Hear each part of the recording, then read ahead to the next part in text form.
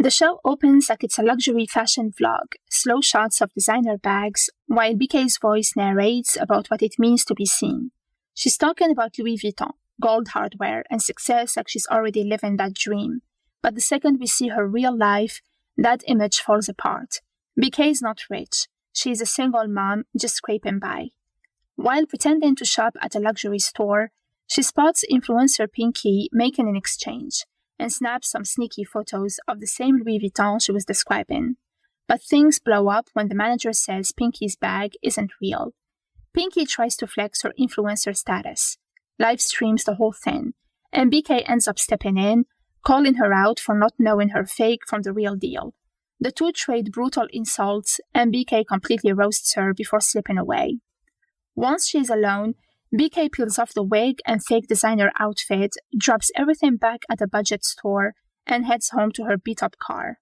She works at a pawn shop and moonlights as a leather seamstress who makes counterfeit bags. Using the photo she took of that Louis Vuitton, she starts hand-stitching her own copy. Her life outside work is rough.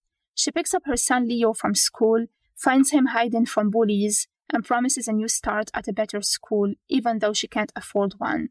At home, she is drowning in bills and debts from loan sharks. That's when her old friend Thance calls, offering a new counterfeit job that could bring in $250K. BK jumps at the chance. She's out of options. The next day, she transforms again. Perfect hair, fancy outfit, fake confidence. She heads to a mansion full of socialites, led by Lindy Way. With Thance hyping her up, BK sells herself as a luxury bag dealer, showing off rare Chanels, Gucci's, and even a crocodile Hermes Birkin she claims belonged to a businesswoman named Bridget Radebe. The rich women are loving it, until one of them, Gorata, starts asking questions. When Bridget herself denies ever owning that Birkin, BK is caught. The women threaten to call the cops, and BK bolts. She manages to escape over a wall but loses everything. Later, she calls Thance for help, only to find out Thance has ditched her. The police have seized the bags, the operation's blown, and Thance tells BK she's on her own. BK almost hits a man with her car, then that same man, Temba, saves her son from getting hit moments later. She barely thanks him, but he clearly makes an impression. She sees him again later at a planetarium where he works, and it's obvious there is chemistry. She signs Leo up for his astronomy club and makes sure Temba knows she's single. But romance has to wait, because her debts catch up fast. One of Becky's loan shark enforcers corners her outside her building, threatening to cut off her ear if she doesn't pay. BK is terrified but out of options. The next day, she's at the pawn shop again when she overhears the owner's partner talking about becoming a yummy mummy influencer. That sparks an idea. BK reaches out to the one person who knows how to sell image, Pinky. Meanwhile, Pinky's influencer life is crumbling. She shows up at her boyfriend Mendla's house, except it's his family home and he's married. When she confronts him about the fake Louis Vuitton he gave her, he basically tells her she's not worth the real thing. Pinky snaps, scratches his car, storms off, and immediately finds her bank card cancelled. Broke and humiliated, she finally checks her DMs and sees BK's messages about a business proposal. Curiosity wins, and she agrees to meet. They link up in a parking garage, and Pinky is thrown off. BK doesn't look rich at all. BK pitches her idea: promote her designer replicas online.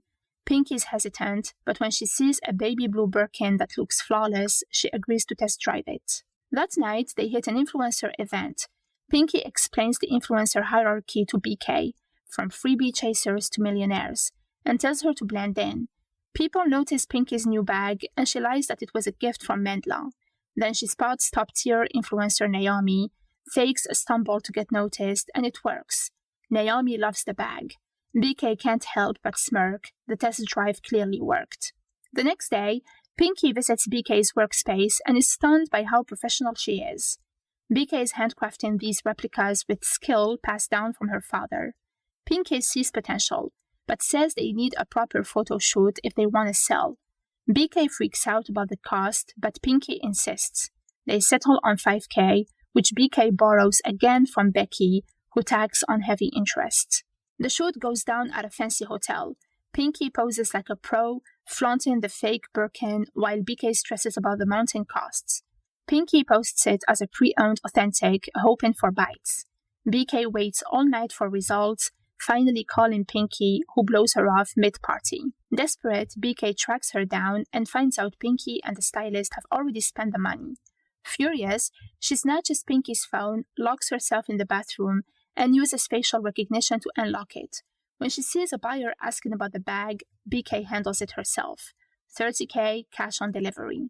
She meets the buyer, a rich girl named Zinzi, who buys the bag on the spot.